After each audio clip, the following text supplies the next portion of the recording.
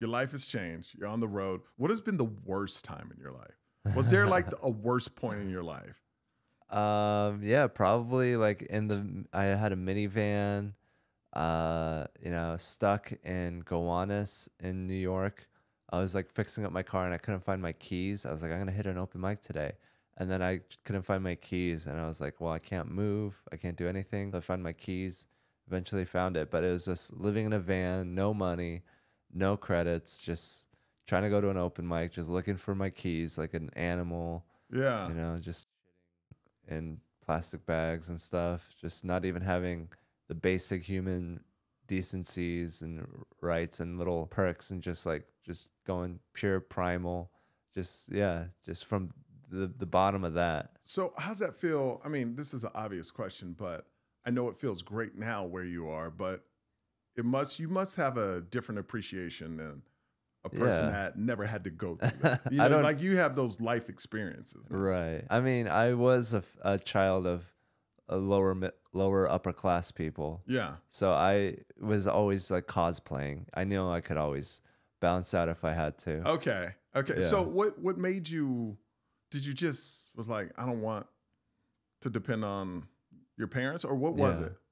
Yeah, I didn't want to depend on my parents. I also didn't think that the exchange rate for my labor was fair. I Uh-huh. didn't feel like I could trust the system to pay me fairly or to Yeah. use my time efficiently.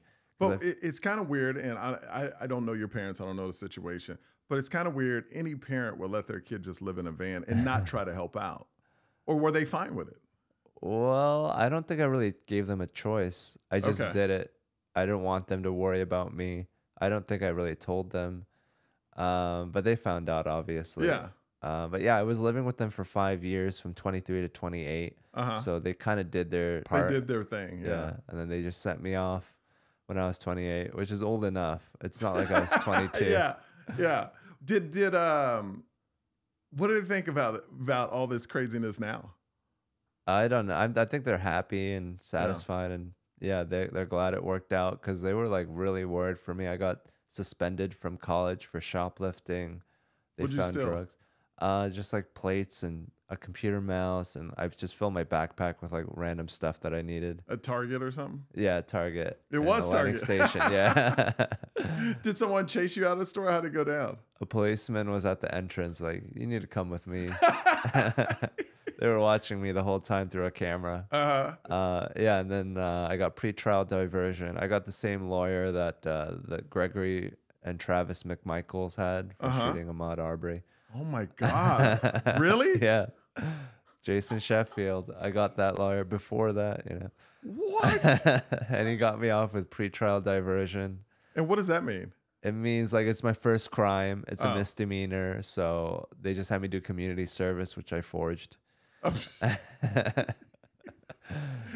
That's hilarious. Yeah. So, I mean, so what do you, what's the perfect like outcome of all this for you? Is it because, people have different goals, Mhm. like if it stopped now, if you stayed at where you're at now, would you be satisfied? Like, what's your end goal for all this? I would like to like write really, really good jokes consistently to the point where people are like, "Oh, that's the guy that writes really, really good jokes consistently." Mm-hmm. The respect of my peers in comedy, and then the ability to get on the road and do it myself, Yeah.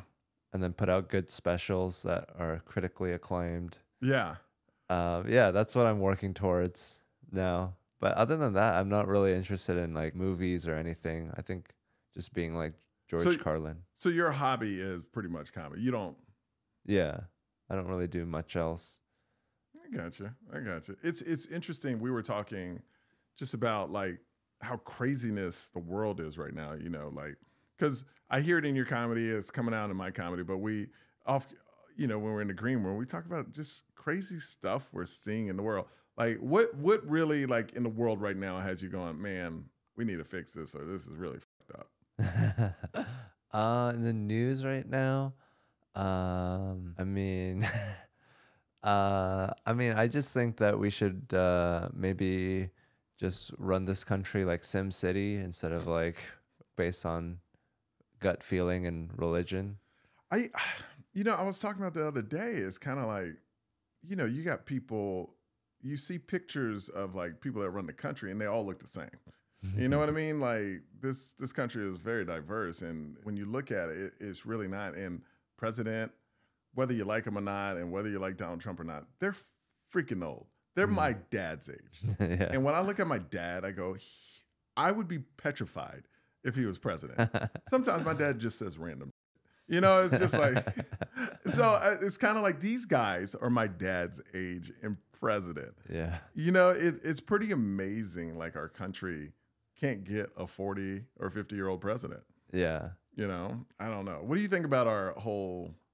But when I go to places like here, for instance, where Tempe, Arizona is one of the reddest places on earth, but yet at the show you had a black and Jewish guy, a Korean guy, me, black and Korean. It's filled with white people, and we're all having a good time. It seems like comedy is the only bridge that can actually bring people together, you know? Yeah. I mean, the president of Ukraine is a comedian. Donald Trump is sort of a comedian.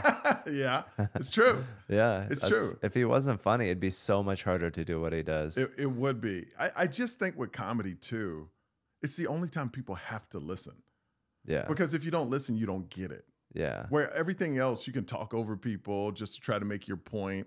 And it's the only time people are like, oh, I'm here to listen and laugh. And if I talk or do it, I'm going to miss that. Yeah. And I think that's why comedy is so potent.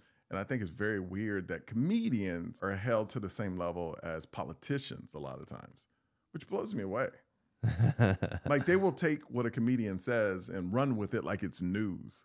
Yeah. They forget we're comedians. We're cracking jokes, but they'll let politicians get away with a lot of different things. Yeah, because it's normal. Like the Joker says, it's planned out. It is. Yeah. It's just screwed up, man. It's just screwed up.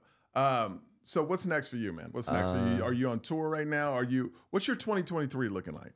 I am sparsely booked, you know, here and there. I got a couple gaps in my weekends, which I'm going to utilize because this past year I've been just going every weekend. And it's a little tiring. Yeah, it's really tiring. Yeah. It's really tiring. It's, you know, when I first started going on the road, I used to talk to comedians and they would come back from tour, like just a weekend, and they would go, I'm exhausted. I was like, what are you talking about? All you're doing is talking up there. This is before I was a comedian. But then it's a superpower when you're up there. All your senses are so high. It's amazing you can say and act, hear conversations, hear an order from a waitress. Look at this guy going, he's not having a good time. It's just it's kind of like it's an out of body experience. Yeah. You ever feel that? Like, I can't believe all these senses are so big right now. Yeah. Like I can see everything that's happening. And it's slow. I got to take into account all these people. It's like chess. Like chess players burn so many calories because they're just thinking 17 moves ahead. Yeah. It's just exhausting. It's exhausting. And and I also understand why comics feel so alone on the road, because you come off a high. It's so high when you get off a stage, and then it drops because you got to wait till the next show, and then you got to bring it up high, and then when at the hotel, it's just like That's lonely. complete opposite. Yeah. And then just, you know, killing time, and you don't have anything that you're comfortable with there. Like you know, I don't have my inversion table. I don't have my people. Yeah. I've got my support group. Yeah. And even like, I like to bring friends on the road, but it's still different. Like we're at this Moxie Hotel in Tempe. Man, look, I'm not dogging I am dogging a hotel. It's one of the worst hotels I've ever stayed in because the walls are paper thin. I hear everything in the next room. There was this lady, they should kick people out of hotels that are sick and they know they're sick. This lady was hacking all, like disgusting hacking. Like all that, it kept me up. I had to put the Bose headphones on to sleep. And I was like, and the night before I had to move rooms because they had these college kids that were just yapping away at 6 a.m. It's been the worst experience ever. It's horrible, man. I can't say, and the beds suck.